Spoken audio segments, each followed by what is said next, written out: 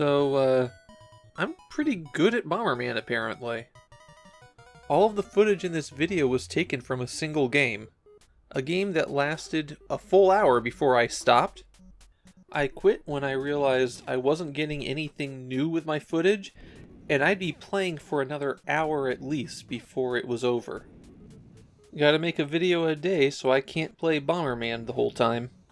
The thing is, I've played a lot of Bomberman. Just not this original game. So it really isn't that much of a surprise that when I sit down to play a simple, basic version of those, that I crush it. The takeaway lesson for me was, play the Bomberman games from after the series took shape. Check out the cover of that box. There's two strange things in it. First, Bomberman is 2 words instead of 1, which he will be in all the titles going forward. Second, they advertise it as a 32K cart. That's actually not very large by Famicom standards even at this point. But it's interesting to see the size of a game used as a selling point. In Bomberman, you take the shape of one of the little robots that chases Loadrunner around, and your goal is to kill all the monsters in a maze and escape out the exit. The levels are filled with bricks that you can clear by bombing them, and bombs are how you clear out enemies as well. You start out only being able to plant 1 bomb that can blow up things right next to it, and you get stronger by locating power-ups hidden below the bricks that you bomb. In this Bomberman game, there's typically only 1 or 2 power-ups per stage. A bomb icon lets you drop an extra bomb. A fire icon increases the explosion radius by 1. These power-ups are permanent. They stay with you forever, even after you die. Then there are the really strong power-ups. You can increase your walking speed, walk through bombs, walk through walls, and deadliest of all, you can obtain a remote detonator. Those are power-ups that go away when you die, and will have to be recollected if that happens. The enemies in Bomberman are not a particularly interesting lot. You've got guys that wander back and forth, these guys who are smart enough to avoid bombs, some guys who can pass through walls, and this guy who will actively chase the player if you get too close. The thing to remember is that you're trying to wipe out all of the enemies on a stage, and that makes the remote detonator the most powerful item in the game.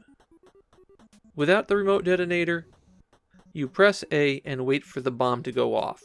You can trap enemies or try to time it so the bomb goes off when they're there, but with the remote detonator, you can explode the bomb by pressing B. That means you can set it, duck around a corner, and blow it up before the enemy gets away. Plant bombs and wait for the enemy to close in without worrying that they'll go off prematurely. And generally build better traps. And since one of the biggest threats to you in Bomberman are your own bombs, the remote detonators mitigates that entirely.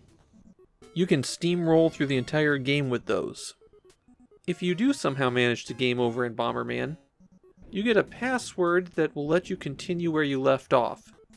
You'll retain your explosion radius and bomb drop power-ups, but nothing else.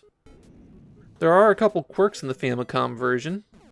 Holding down A keeps laying bombs as long as there's a spot available, and so if you press A while you're moving, there's a good chance that you'll double place bombs. That can leave you trapped in a bad situation. Every few stages, you enter a bonus stage. Here, you're invulnerable, and your goal is to kill as many of the enemies as you can. They'll spawn forever, so you might as well just go nuts. And if you keep planting bombs in explosions as they go off, then it slows the timer on the stage to a crawl.